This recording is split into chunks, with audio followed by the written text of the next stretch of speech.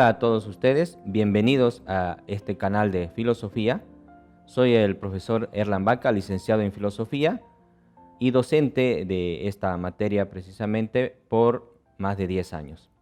En esta oportunidad quiero compartir la escuela idealista, más precisamente el idealismo.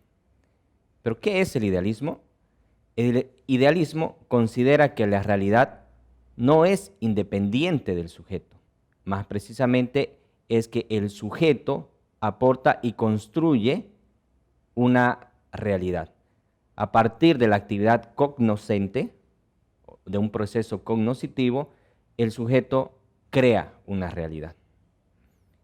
Para entender mejor lo que es el idealismo, no tenemos que confundirlo con ciertos términos que usamos normalmente en la cotidianidad, como los idealistas, en el sentido de activistas, donde estos sujetos lo que hacen es, quieren transformar la realidad en base a ciertas ideologías, porque no están, pueden ser, de acuerdo con esta realidad actual, la quieren mejorar. Y esas son transformaciones ideológicas precisamente, no tienen nada que ver con una escuela idealista. Por otro lado, tampoco tenemos que confundir el término o la escuela idealista, el idealismo, con ideas fantasiosas o imaginaciones que se elaboran en la cabeza. No es eso lo que queremos decir cuando decimos que el idealismo construye su realidad a partir de procesos cognitivos. Es muy diferente la imaginación, la fantasía, o si nos vamos al lado de la psicología, a las construcciones psicóticas, se puede decir, de los psicóticos. Es muy diferente. Más concretamente, el idealismo es, o se dice que un filósofo es idealista, por el cual la realidad es una consecuencia de la actividad del sujeto, pero de una actividad cognoscitiva, no una actividad donde el artista encuentra una madera o una piedra, ve el arte en su imaginación, quita lo que sobra, se dice que es así, y elabora una obra de arte. No ese tipo de actividad tampoco.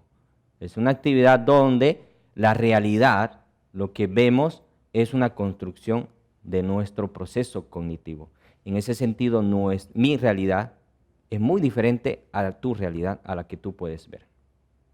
Habiendo entendido lo que es el idealismo, vamos a encontrar su máximo auge o más representativo, el idealismo, en la escuela idealista alemana.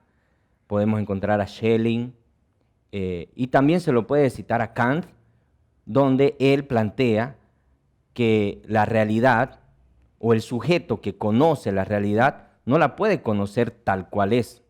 Esos son pequeños rasgos de idealismo. Kant no es considerado idealista, pero el rasgo idealista de Kant es cuando queremos conocer la realidad, el sujeto siempre va a influir en esa realidad con ciertas características de acuerdo al proceso cognoscitivo.